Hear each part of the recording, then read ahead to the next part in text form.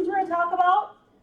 Again, the things you should know, all on that sheet that I handed out. So when you're going back through these, go into the book. One thing I want to tell you, in your book, there are these great charts for each of these antibodies that'll tell you all the information you need to know. They'll tell you the shorthand, cold, warm, enzyme treatment, in each, so as you're going through the actual book, not the class notes, the actual book, there are these charts for each group of antigens. So make sure you're looking through that. This is a good place where you want to use your book. The book is a great supplement, the rest of everything, but make sure you're reading it for this unit. What you should know about the antibodies I covered. So MNS, again, Landsteiner, MNS, right? It's a letter. He figured it out. MNN was discovered in the 20s. S was discovered in the 40s. It was the second group after its ABOs. Antigens are proteins in the cytosolic layer of the red cell membrane. So because they're in the layer, they are destroyed by enzymes. Anytime you remove that layer, they're going to be gone and destroyed. Antigens are not super strong immunogens. What that means is I can be exposed multiple times before my body finally says, oh wait, that's a different antigen and I need to produce the antibody. D, super huge immunogen. One little bit of blood and you are developing antibodies. These guys, it can be a while, not that big of a deal. I shouldn't say that, they could be a big deal, but it takes quite a few time splits, the problem. The paired alleles are MNN and SNS. Now this S is not secretor, this is just S, it's not SE. Anytime you use little s, big S, put the line over the little s to let me know, because you can see how quickly it could be together and I'm looking at them trying to figure out what you're talking about. There's about 40 others in this group. I'm not going to make you learn about the other 40. You're welcome. There's over 300 groups total. These are the other ones we're really covering. They're pretty high frequency antigens. M and N, 80 and 70, pretty high. Little s, 90, that's pretty high. A medium frequency is big S, about 50%. So they're all pretty high except big S, and that's medium. Antibodies, anti-M and anti-N are IgMs. Automatically, we should think IgM, cold, not very clinically significant, right? As we're dividing these out, IgM should automatically bring big, they're not going to cross the placenta, we're not going to have any problems. Usually when we do see these, they are naturally occurring, react best at room temperature. We're going to see them as nuisance antibodies often in the lab. Now, anti-big S and anti-little s, on the other hand, they're IgG, okay? Not super common, we're not going to see a lot of these. They react best in AHG after a 37-degree incubation, so they're like AHG. Mildly clinically significant, not very good at complement activation. That's something else you kind of know. Does it activate complement or not? Most of your IgGs are not good complement activators. Most of your IgMs are pretty good complement activators in general. Next blood group we're going to talk about is the Kell, developed in 1940 by Coombs. Remember, he's the second name you need to know. If there's a name to it, he probably came up with it. Consists of a lot of paired alleles. The primary ones we're going to look at is big K, little k. Again, little k, draw the line over. KPA, KPB, JSA, and JSB. When you're looking at these antigen frequencies, K is low, big K is low, little k is high. The first one is always low, the second one is always high. So KPA is low, KPB is high. JSA is low, JSB is high. So that's how you've got to kind of remember them. You do have to know this, so make sure you can remember. Your first one in the series is always going to be low. Your second one in the series is always going to be high. You can see little k, 99.9% of people have little k antigen. So is it going to be a huge problem? Or how many people are going to develop anti-little k? Not too many, right? 1 in 1,000? But when you do, how hard is it going to be able to find blood that's little k negative? Pretty high? So, you know, it's kind of like, oh, good. Oh, but wait. When it is a problem, we got a bigger problem. Big K, about 10% of the people have it. So it's kind of one of those, we see it. It's one of our more common antibodies that we do see because enough people have it to cause problems. But thankfully, it's pretty easy to find big K negative blood. Antigens were discovered by families with babies with HDN. If you remember, they kind of figured that out around 1940. That's kind of when they realized there's some maternal component to this. There was a Penny family and a Suter family. These antigens are very immunogenic. A small dose can cause a big problem. That's why we look at K as much as we do. Especially big K, little bit causes big problems. On average, only 2 exposures to K positive blood to stimulate a response. You got somebody, for example, in sickle that gets, 15, 20 units a year, maybe even 10 units a year.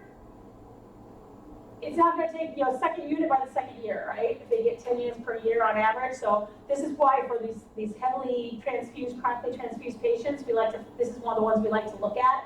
Their Ds, their Cs, their Es, and we like to look at their Kells. Antigens are not affected by enzymes. They don't get stronger or weaker. Kell antibodies, anti-K is fairly common, but it's pretty easy, like I said, to find Kell negative blood. Formed by immune stimulus, it's an IgG. Again, automatically you should try to remember that IgG is immune stimulus, IgM is usually going to be your naturally occurring, so you should be able to put those two together. Reacts best after HG and a 37% degree incubation, so HG. Very clinically significant, it can cause HG and hemolytic transfusion reactions, it can cause a lot of problems, so it's very clinically significant. And this is one of those off. It's a good complement activator, but it's an IgG. This is one of those weird ones, because usually IgMs are good complement activators and IgGs aren't. In this situation, Kell is a good complement activator. Just one of those weird things you just have to remember is the exception. May be difficult to find compatible blood for somebody who has made anti-little k, anti-KPB, or anti-JSB, because those numbers are so high. It becomes a problem. We'd have to search over 1,000 units to find one compatible. This is when you would contact the rare donor file, and we'll talk about the rare donor file at a later point. Duffy. First identified in Mr. Duffy. He was a female hemophiliac who needed a lot of blood. Duffy is not super immunogenic. It takes a fair number of exposures to actually get that antigen or antibody response.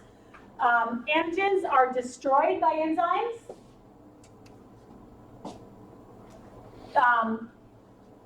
What you can remember about Duffy antigens, Duffy is where malaria enters the red cell. So the malaria parasite enters the red cell through the Duffy antigen. So being negative for Duffy confers malarial protection. So what part of the world do you think is Duffy negative? In the more tropical areas like the Mediterranean where malaria is present. Yep, around the equator, pretty much, right? So you can see these are paired alleles. In Caucasians, 66% of Caucasians have Duffy A, 85% have Duffy B. But look at this African American, 10%, 23%. Think back 20 years ago, before we had really good malarial treatments. Who lived to have more babies? People without Duffy. If you had a Duffy antigen and you got malaria, you died because we didn't have good malaria treatments even 20 years ago, 25 years ago. So that is why people who are around the equator, people of color in particular around the equator, have for generations, that's who, has survived to adulthood to have more children. And so that if you think genetic-wise, that's there. Now, that being said, today's world, not so much, right? We're not all segregated into our own little places that we were 50 years ago. We're all over the world. So we're going to see less and less of these numbers make sense. But right now, think about that. 2/3 of African Americans are actually Duffy A negative, B negative, but they have other forms of the Duffy antigen. But they're Duffy A negative, B negative. The article I gave you, that we'll talk about next week, gets into that. I mean, not necessarily this, but there's a young man with sickle cell, and he started getting blood transfusions, I think it's at 4 months. And his mom talked about the importance of black blood, of matched blood. And one of the things we have in the US is, I don't know the exact numbers, but most donors are Caucasian. And there's a higher number of people of color that need blood than Caucasian. And so you can see how that could become problematic. And, you're always taught, blood is blood, it doesn't matter, right? Well, now you're learning, well, yeah, but it kind of does because of these antigens and things. So it's something to think about as you're reading that article. Antibodies formed by immune stimulus, they're IgG, they react best at HG. They're clinically significant, may cause transfusion reactions and HDN.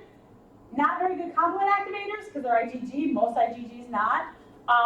We see these antibodies in African Americans because they don't have it. They're Duffy A negative, B negative. They get Caucasian blood, and we go back to this number, 85% of Caucasians have the Duffy B, and then they develop the antibodies. Kid antigens are responsible for urea transport across the red cell. There's a reason all these things are there, and we don't always know all the reasons, but we do know kid is responsible for the urea transport across the red cell. They are paired allele, JKA, JKB. Do not mix this up with JSA and JSB, which are in the Kell. Okay, people get those mixed up a lot. 75%, so fairly high frequency, both alleles. Antigens are actually strengthened by removing that layer, so you have a better reaction if you remove that, if you do an enzyme treatment. Antibodies, IgG, immune stimulus, react best at AHG after 37. Not produced in a very high titer, but can cause severe hemolytic transfusion reactions. It's another one, good complement activator, but it's an IgG, KID and Kell, for some reason, good complement activators. Usually disappear after a while, but will reappear if you get more antigen positive blood. One note about KID is common for delayed transfusion reactions, meaning it's not happening as you're getting it, but a week later you start getting lethargic, and they do all these tests and realize you're having a transfusion reaction. You remember that? Because kids always make you late. Right? Anybody that has dealt with any kids, nieces, nephews, their own, kids always make you late. Kid, late transfusion reactions. Delayed.